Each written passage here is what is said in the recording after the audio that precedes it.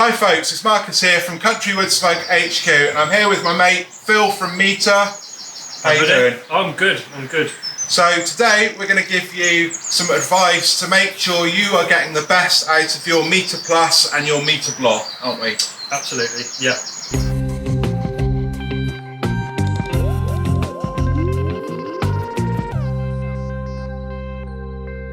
So you guys get a lot of questions and queries from people about their meter, Yep. and you always help them, but we wanted to give a few tips and tricks here to just help people get the most out of their meter products. Yeah, right.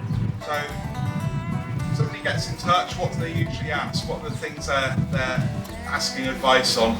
Usually we get questions about connection issues, maybe something wasn't quite as effective as the last time they used it, and there are variables within it, especially when using a barbecue. As you well know, It could be the way you set the barbecue up, it could be many things. Yeah. So hopefully we can drop a few tips and tricks in today that'll help clear a few of those issues before they even get started. And if we can't cover that, we'll show you how to ask for support from our app and go from.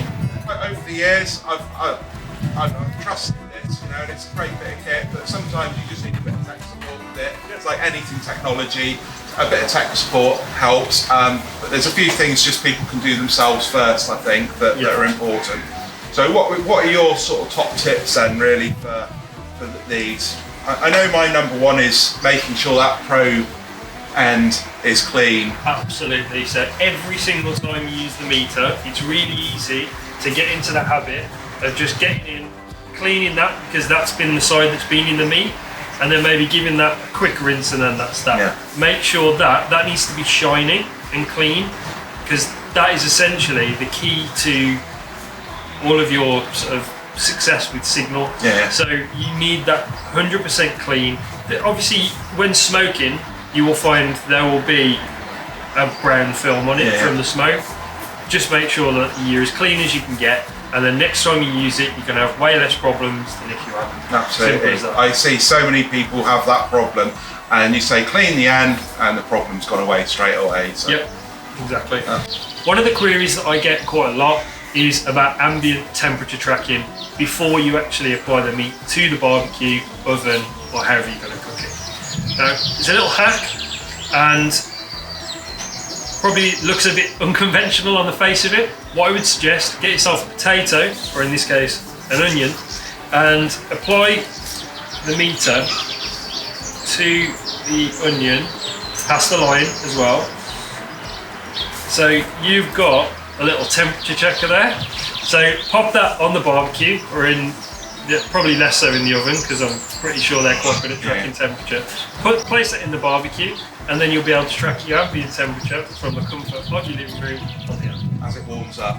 Exactly. Yeah, that's perfect. That's a really great tip. I like that one. So, and then you end up with a nice cooked onion at the end of it. So Exactly. It's chef benefit. Yeah. Leave it on, and then it's nice. So great tip. I like that one. That's a really good tip. So one of the problems people have is with connections with this, and I think a lot of it is where they place the base unit, and the probe needs to talk to the base unit, and then that can talk to your phone. Correct.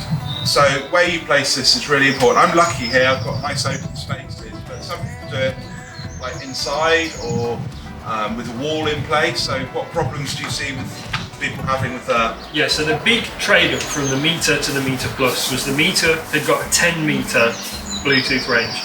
This has got a 50 meter Bluetooth range, because as you rightly say, instead of connecting directly to the probe bounces a signal to the Meter Plus. The Meter Plus then repeats it, so you can get a 50 meter range on it. Now, what that doesn't necessarily account for is someone who wants to sit in their living room and monitor a cook, but their living room is at the front of a house through 3-4 different brick walls, and that is 20 to 30 meters to the back of the garden. So try and take that into consideration. Bluetooth is only so powerful, it's not Wi-Fi. So if you are putting 2, 3, 4 walls plus 30 meters on the other side, that may cause issues. So just try and create as clear a path to the signal as you can, and you're going to have way less problems. Exactly, and that's the case as well with some metal barbecues as well. So specifically some of the kettle barbecues, they can reduce the signal. So if you start putting walls in front of it as well, that can give problems as well. So 100%. So some people put electronic devices in something called a Faraday cage, and they'll put it in overnight to reduce essentially the radiation. A kettle barbecue is a very good Faraday cage. So what that will do is that will kind of restrict the signal. So again, take that into consideration. You would think that with it being thicker, a ceramic barbecue would be worse for it, but it doesn't reduce the signal at all. It's not at all. So brilliant. That's a really good, helpful bit of advice there.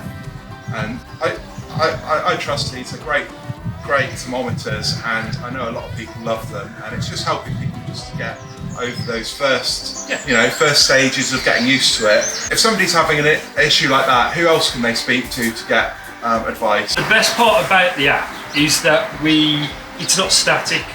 We use it to service customers as well as help you cook your food. So at the bottom left hand corner there is a little question mark. Click that question mark, and then at the top right hand corner of that menu it says support.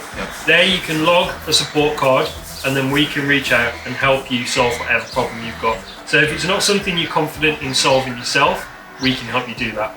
The other thing that I'm really proud of in the way that we work is that we are constantly developing the product and the app to get that little bit better every time. So every time a support query comes in, we can improve. Even if it's by 1%, it allows us to get better. So if you have got a query or anything that you need support with, get in touch. It's only going to make us all better.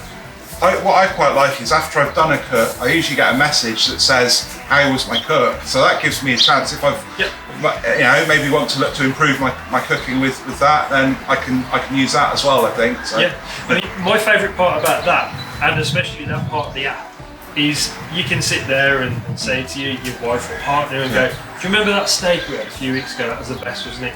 I like being able to go into the app and go, okay, which one was it? That one. Okay, we need to replicate what we did there. Absolutely. And sometimes it's so hard to replicate those experiences, but all the data is there. And I think that's probably another good tip as well. Just pinpoint those experiences, and you can go and visit them again on Meter. And I think that's the beauty of the app. It's brilliant. Thank you. So I think we've hopefully given a few tips. I've got a video that I did a couple of years ago that's proven really popular. So I just wanted to update that video with a few more tips, a few bits of advice, and get the man here from Meter in to tell me about what's helping people to get most out of their meters. So thank you, Phil. Really appreciate it. Hope you enjoyed this video. There's a box over there. Please subscribe to my channel and let me know if you like the videos. Comments below, really appreciate it. Cheers. Thank you, Phil. Thank you.